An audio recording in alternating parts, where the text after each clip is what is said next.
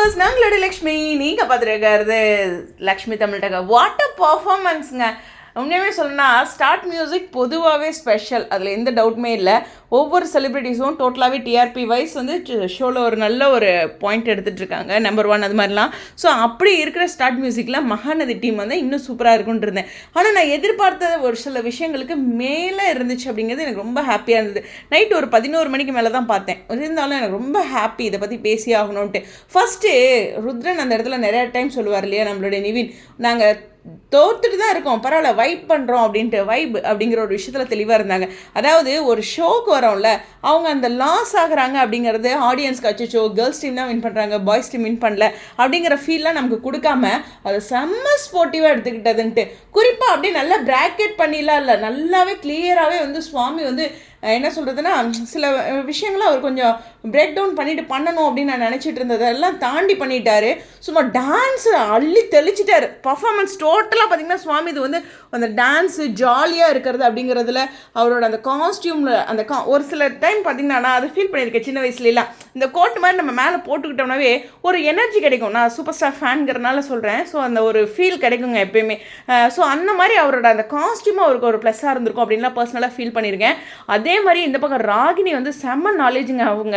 So இதெல்லாம் ஒரு சில இடங்களில் அவங்களுடைய அந்த சின்னத்திரை கடந்து நம்ம அவங்களோட பர்சனலாக அவங்கள நல்லா பார்க்கும்போது ரொம்ப நாலேஜபிளாக அந்த சாங்காக இருக்கட்டும் ரொம்ப சூப்பராக இருந்துச்சு. ராகினியை நம்ம சீரியலில் வில்லியாக பார்த்தாலும் அவங்க பர்சனலாக அவங்க ரொம்ப டேலண்டடான பர்சன். கண்டிப்பாக அவங்களுக்கு ஒரு பிரைட் ஃபியூச்சர் வந்து வெள்ளித்திரையில் இருக்குங்க, கண்டிப்பாக சொல்கிறேன். அதே மாதிரி லக்ஷ்மி பிரியா ரொம்ப ஜாலியாக ஓப்பன் அப் பண்ணினாங்க எல்லா விஷயங்களும். அது பார்க்க ரொம்ப நல்லா இருந்தது.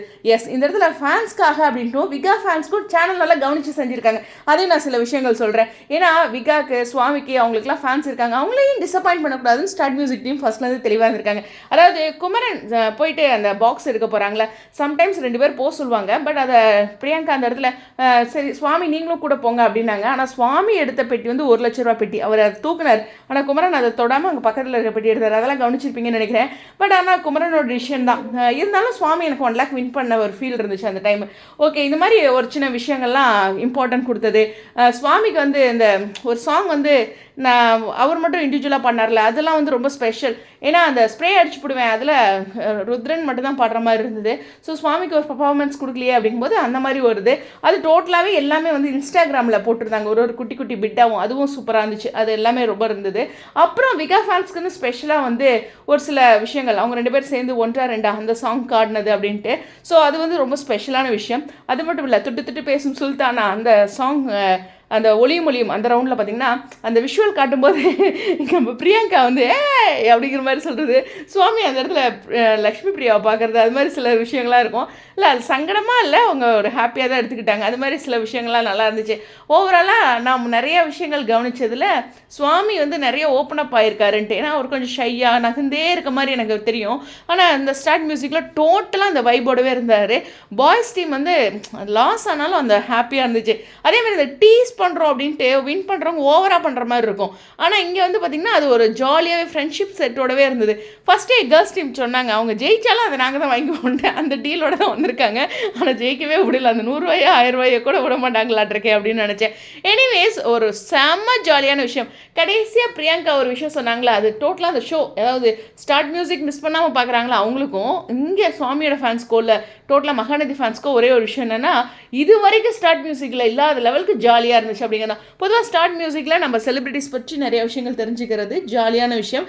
நம்மளும் அந்த பாட்டு பாடுறது இந்த மாதிரியான விஷயம் இருக்கும்.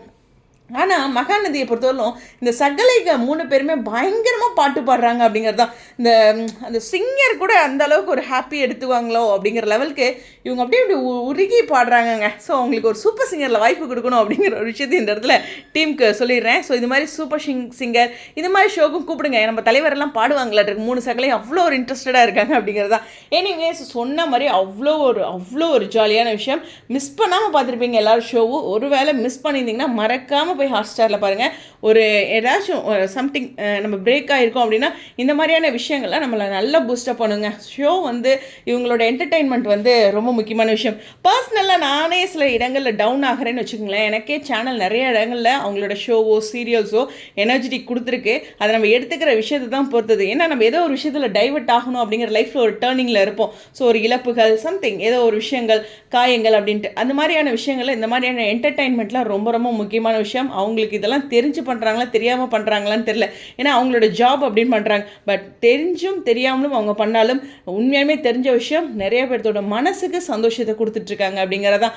அந்த ஒரு விஷயத்தை தான் கலைஞர்கள் செய்கிறாங்க.